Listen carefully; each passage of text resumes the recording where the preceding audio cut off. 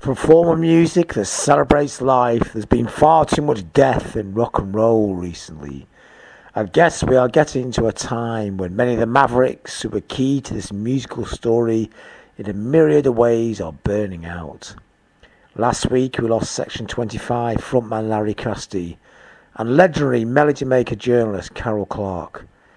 Neither world famous like Michael Jackson, but both really important in terms of their creativity and their energy that made the world a better place in tiny increments.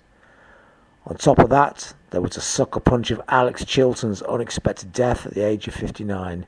That's probably left more than half the musicians in places like Glasgow reeling because of the American musician's songwriting style and unique voice was so much part of the fabric of that city's creativity. But it's hard to imagine a Glasgow music without his influence over the decades.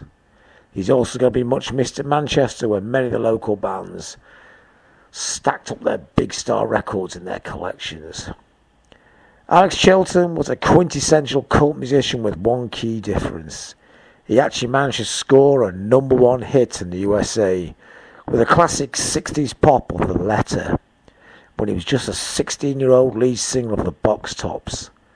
There are other hits in the late 60s like Cry Like a Baby and Soul Deep for the Memphis-based band that sent the teenager to a brief flurry of intense stardom. For a creative soul like Chilton, the success at such a young age must have been thrilling, but also suffocating, with the bulk of the songs in the Box Tops being written by local songwriters, which inevitably resulted in a brief Box Tops solo career, as Chilton struck out on his own and followed his own creative nous, before he hooked up with Chris Bell back in Memphis to put together Big Star, the ultimate music journalist and hip record collector wet dream bands, with their brilliant balance of classic pop and underground nous. Big Star had a sound which would have a far-reaching influence from stadium bands to R.E.M.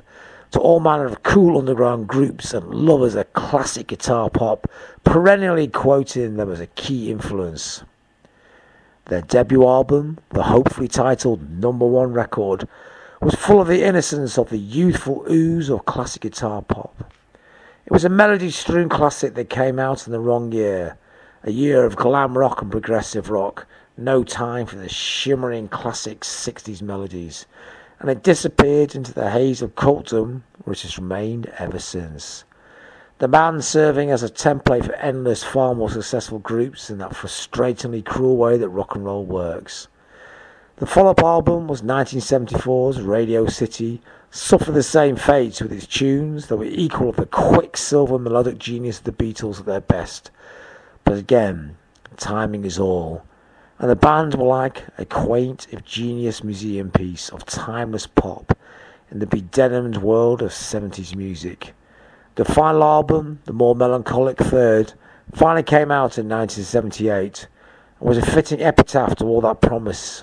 It was eventually released as Sister Lovers a couple of years later. In the late 70s, the post-Big Star Alex Chilton also produced the Cramps debut album, one of the greatest records ever released, capturing the classic band better than anyone else afterwards, with their dense scree of feedback-drenched psychedelic rockabilly sounding like the perfect nightmare. This is all down to the band's brilliant sounds, but also Chilton's supreme ear, and also the fact he let the band indulge in their amazing vision. The album is still one of the best examples of what a rock and roll record should sound like. Moving to New Orleans, he drifted through endless different solo records, hooked up with the brilliant Panther Burns occasionally, and also loose lineups attempted to find a vehicle for his brilliant mercurial talent. Chilton was about to set off to play at the South by Southwest Music Conference as Big Star when he died.